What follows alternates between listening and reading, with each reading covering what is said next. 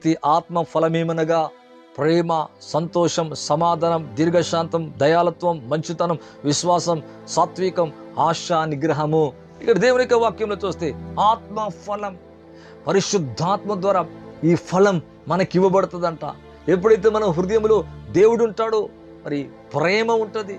పరిశుద్ధాత్మ ద్వారా ఆత్మ ఫలం అంట. ఆత్మ ఫలం ఏమనగా అందులో ప్రేమ అనే దేవుని యొక్క వాక్యంలో చూస్తున్నాం. ఆత్మ ఫలము లేకుండా ప్రేమ లేదు. దేవుని ఆత్మ కుమ్మరింపు లేకుండా ప్రేమను అగపరచలేం.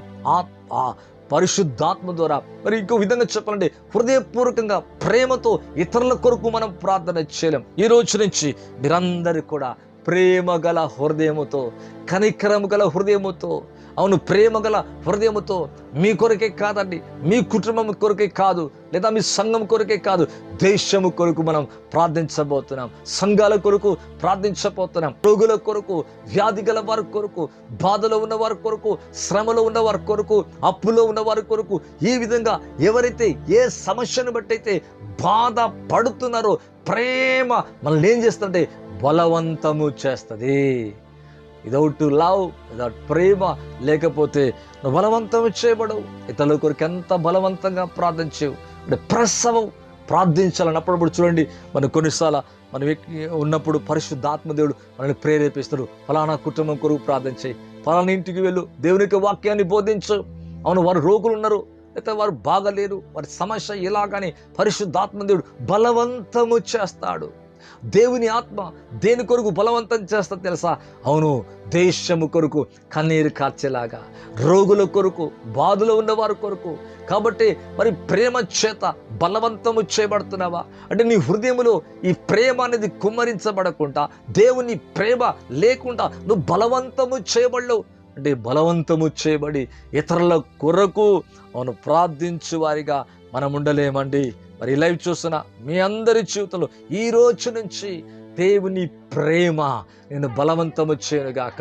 దేవుని ప్రేమ అవును ప్రజల కొరకు, రోగుల కొరకు, దేశంలో సమాధానం కలుగుట కొరకు, మంచి రాజ్య పరిపాలన కలుగుట కొరకు, ఐక్యత కలుగుట కొరకు, ద్వేషాలు వీడిపోయి సమైక్యత, ఐక్యత, ఇంకో విధంగా చెప్పాలంటే ఏకత్వం కలిగి ఉండటం కొరకు మనందరి హృదయాల్ని ఎవరు బలవంతం చేస్తారు? దేవుని ఆత్మ. మరి ఎక్కడ దేవుని ఆత్మ లేకపోతే అక్కడ ప్రేమతో ప్రార్థన ఉండదు. ప్రేమ చేత బలవంతము చేయబడం. మరి ప్రేమ నిన్నేం చేస్తుంటే ప్రెస్ చేస్తుంది. దేనికి ప్రెస్ చేస్తుంది?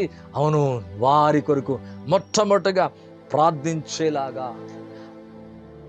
మరి ఇతరుల కొరకు ప్రార్థించేలాగా నిన్ను బలవంతం చేస్తుంది. ఈ రోజు నుంచి యేసు క్రీస్తు నామములో దేవుని ప్రేమ నీలో పరిపూర్ణంగా కుమ్మరించబడుగాక, పరిశుద్ధాత్మతో కుమ్మరింపబడుగాక. పరిశుద్ధాత్మ నీ హృదయంలో దేవుని ప్రేమ కుమ్మరించను గాక. అందుకే బైబిల్ అంటుంది, దప్పిగల వాని మీద నీళ్లను, ఎండిన భూమి మీద ప్రవాహ జలాలు కుమ్మరిస్తాని వాక్యం అంటుంది. అడుగుడి మీకు ఇవ్వబడును, వెదుకుడి దొరుకును, తట్టుడి తీయబడును. అవును తండ్రిని రొట్టె నడితే రాతనిచ్చిన, చేప నడితే పామునిచ్చిన ఈ లోకపు తల్లిదండ్రులు మంచి ఎరిగి ఉండగా అంతకంటే ఎంతో నిశ్చయంగా పరిశుద్ధాత్మను అనుగ్రహిస్తారంట. అంటే ఎప్పుడైతే పరిశుద్ధాత్మతో మనం నింపబడతామో తెలియని భారం మనకు వచ్చేస్తుంది. అవును ఇతరుల ఆత్మ నశించిపోతా ఉంటే అనేకులు మరి స్వార్థ ఇంకా సరి అయిన విధానములు మరి అందింపబడాలని, అనేక చోట్ల మరి అందింపబడాలని, అనేకులు మారు మనసు పొందాలని, రక్షణ పొందాలని, స్వస్థతలోకి రావాలని, నెమ్మది పొందాలని, వ్యాధిగ్రస్తులు వారి మరణ పడక మీద నుంచి లేవాలని బలవంతము చేస్తుంది. ఎక్కడైతే ప్రేమ బలవంతం చేస్తుందో మిరాకల్స్ అక్కడ ఉంటాయి, అద్భుతాలు అక్కడ ఉంటాయి. అందుకే పేతురు ద్వారా అవును అనేకమైన ఆశ్చర్యమైన కార్యాలు జరిగినాయి. అతను నీడ పడినప్పుడు గొప్ప కార్యాలు జరిగినాయి. శృంగారపు దేవాలయం దగ్గర ఒక వ్యక్తి మరి పుట్టినందు మొదలుకొని మరి కుంటివాడినంట ప్రేమ బలవంతం చేసింది.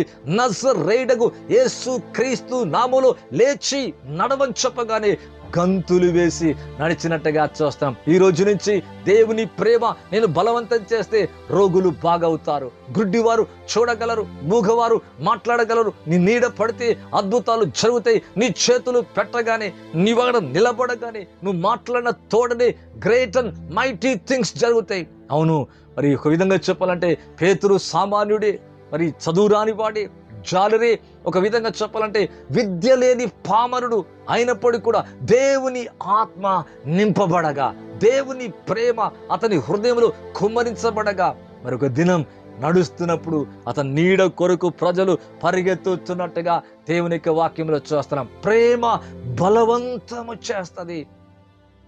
రోగుల కొరకు ప్రార్థించడానికి, నశించుతున్న వారి కొరకు ప్రార్థించడానికి. మరి ఇక లైవ్ చూస్తున్న మీ జీవితంలో నువ్వు అలాగున్నావా? నువ్వు బలవంతం చేయబడుతున్నావా? దేవుని ప్రేమ చేత ఇవ్వగలుగుతున్నావా? దేవుని ప్రేమ చేత ప్రార్థించగలుగుతున్నావా? దేవుని ప్రేమ చేత నడిపించబడుతున్నావా? దేవుని ప్రేమ చేత కదిలింపబడుతున్నావా? ఇంకొక విధంగా చెప్పాలంటే క్షమిస్తున్నావా? ఈ ప్రేమే లేకుండా ఎంత ప్రార్థించినా దానికి సరి అయిన జవాబు రాదు. ఎందుకు? నీ హృదయములో ప్రేమ అనేది లేదు కనుక రైట్ టైంలో మరి సరి అయిన జవాబు చూలేవు. అయితే ఈ లైవ్ చూస్తున్నా మీ అందరి జీవితంలో పరిశుద్ధాత్మ చేత మీరు తాకబడుదురుగాక. దేవుని అగ్ని మిమ్మల్ని మరొకసారి మండించునుగాక. నీ ప్రేయర్ లైఫ్ యేసునామములో చేంజ్ అవునుగాక. మీ spirit and soul and mind and body యేసునామములో బ్లెస్ అవునుగాక. మీ పిల్లల తరం యేసునామములో దీవించబడునుగాక.